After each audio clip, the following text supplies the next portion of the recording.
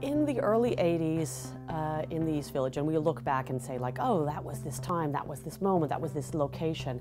And you know, I was walking here today, we're filming in Greenpoint, and I thought, well, this is one of those spaces now, right? It's a little bit industrial, it's a little bit immigrants, it's a little bit places to live, but I think that there is a couple of things. Of course, you know, cheap rent, and at that time you could live cheaply in the East Village.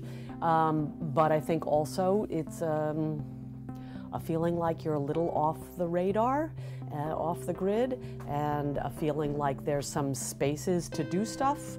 Maybe there's some empty warehouses, maybe there's an empty school room that just got renovated by this, you know, movie they're making, and now no one's using this renovated space that now has a dance floor, so these dancers started to use Performance Space 122.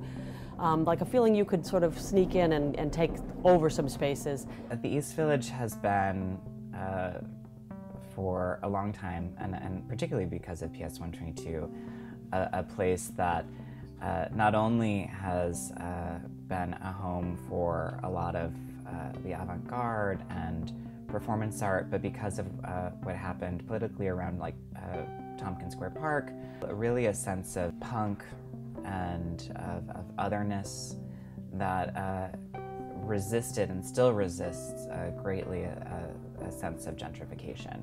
I do feel that at PS122 there is a kind of unique crossing of different downtown communities talking to each other.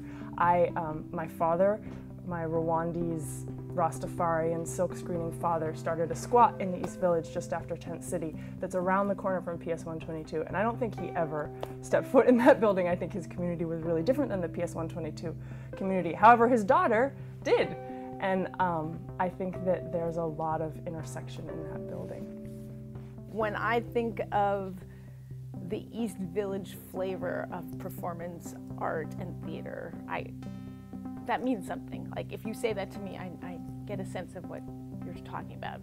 Really experimental, fun, on the edge theater, and yes, I immediately like go to Karen Finley too. I feel like I was never a big East Village person. You know, I think that you know, I grew up in the Bronx, then went straight to Brooklyn. I feel like I lived in the East Village for a little while. I did something at the Ontological. I've done stuff at St. Mark's. And I feel like I hit the East Village after it.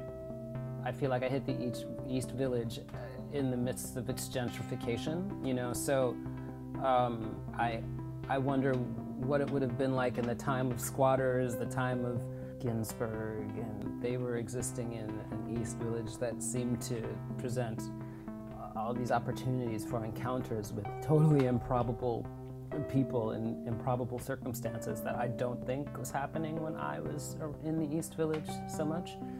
The East Village is important insofar as New York is important. I mean, the East Village became the place, and I should say the Lower East Side in a way, because a lot of that culture sort of swirled a little further than Houston Street, and after all, the East Village is a name invented by real estate agents. Those people were already there calling it the Lower East Side before that. It was almost like very beautiful weeds in a regular garden. Like these very unusual performers, from some of them drawn from visual art, from some of them completely untrained like myself in anything. They were just expressing themselves in these very individual ways. And there was a whole slew of them around the East Village, popping up in small clubs, spaces, anywhere. I mean, poetry readings.